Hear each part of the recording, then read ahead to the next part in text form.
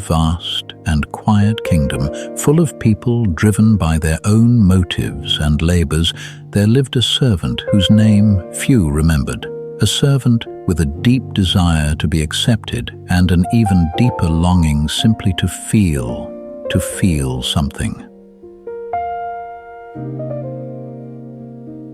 Day after day, he rose before the sun and worked long after it set, hoping that diligence would earn him the acceptance he longed for.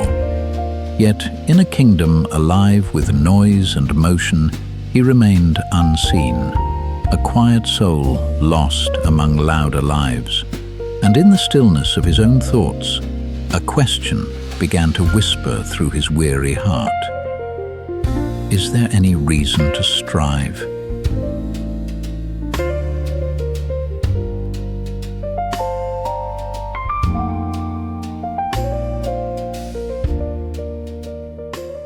Though his hands never ceased yet in labor for the king in his mind, and perhaps not in the fullness of truth, but by the consistency shaped into him since childhood, he felt strangely unsettled. He longed for the king, longed to do his will, yet felt alienated from the one he served.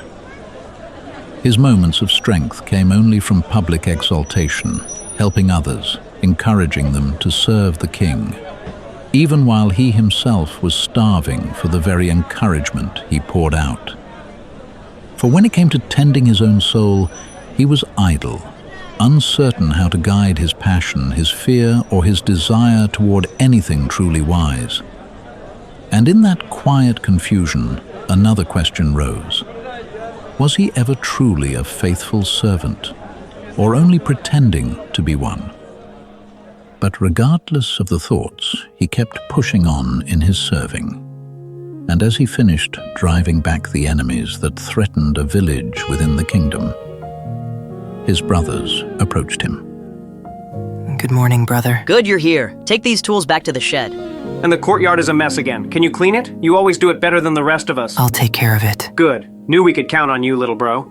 Thank you, and maybe later, could we all meet up? Hush, my brother. I love how you serve, but stay where the king has placed you.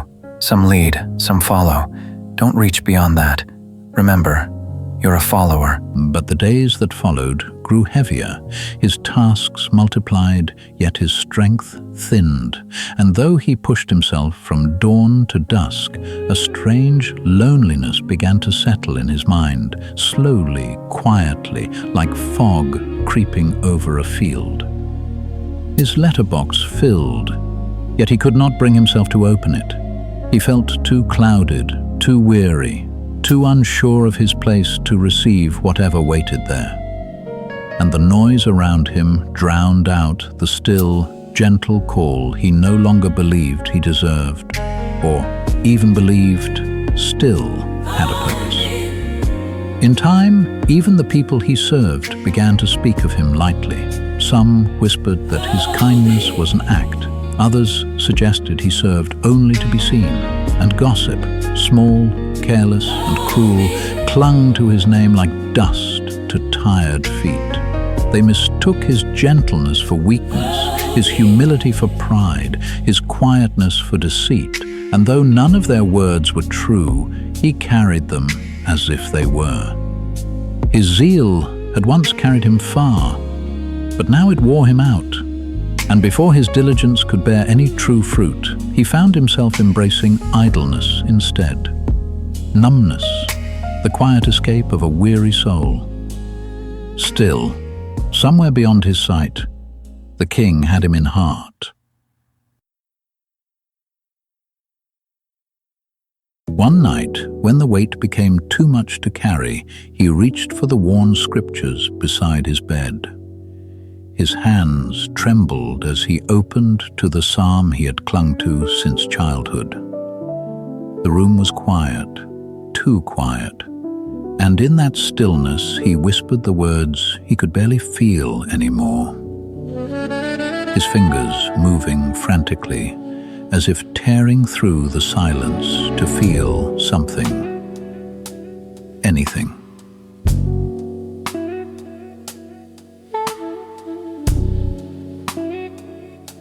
He tried to rise, tried to kneel, tried to pray, but no strength came, no warmth, no comfort, no whisper in the dark, only the weight of his own closed eyes. The psalm spoke of strength, but he felt only weakness. It promised comfort, yet he felt only distance as he whispered, "My soul melteth for heaviness. Strengthen thou me according unto thy word." Psalm 119:28.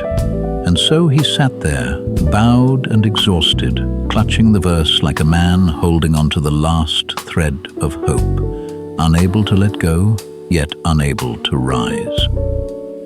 And in that heaviness, with his heart too numb to feel and his mind too clouded to fight, he turned towards something else, something that would satisfy him, if only for a moment.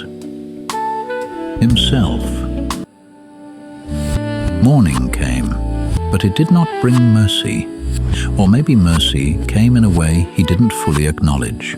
Instead, he looked at shame, heavy, unfamiliar, and unlike anything he had ever felt before. The momentary comfort he had grasped the night before dissolved at the first touch of honest light, and in its place came shame, quiet, suffocating, and unspoken. He rose to his feet, but not in strength. He rose as a man trying to outrun the echo of his own choices. He avoided the eyes of the people he once served. He hid from the places where he used to pray.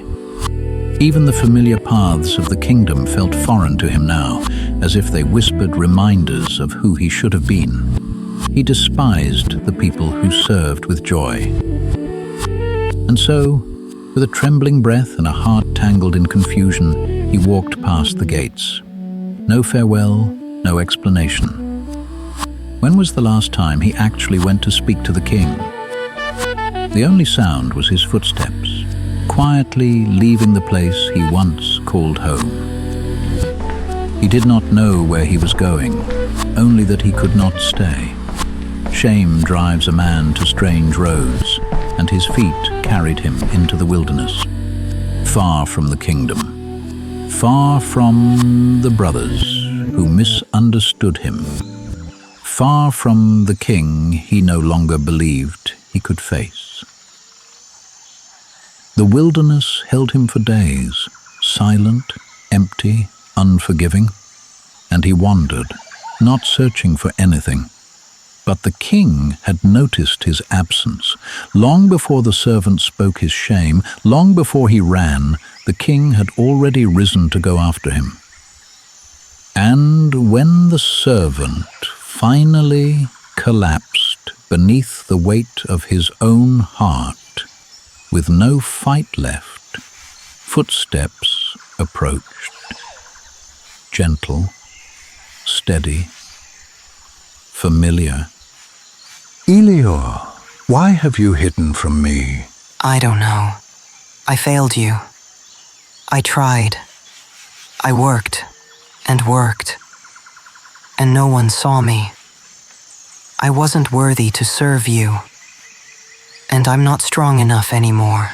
Elior, look at me. I saw you through everything, and you were never just my servant. You were my son. You were loved before you ever lifted a single burden, and many of those burdens were never meant for you to carry. And for the first time, the servant heard the truth that noise had stolen from him. And in that same moment, the servant collapsed into the king's embrace, after realizing he had been listening to every voice but his.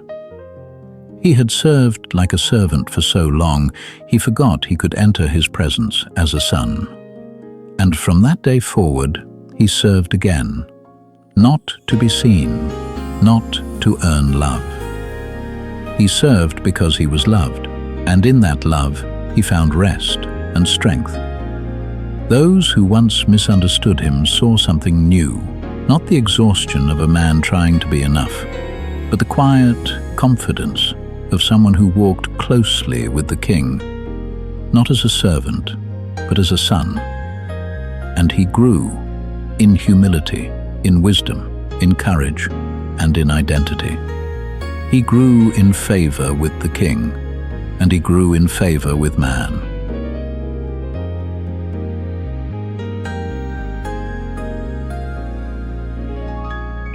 And to you who listen, when you forget you are a son or daughter, you begin to live like a slave, even while walking in God's commands. But when you know the Father, and when you accept His love, service becomes love, not labor. For through Jesus, the King calls you a child of God.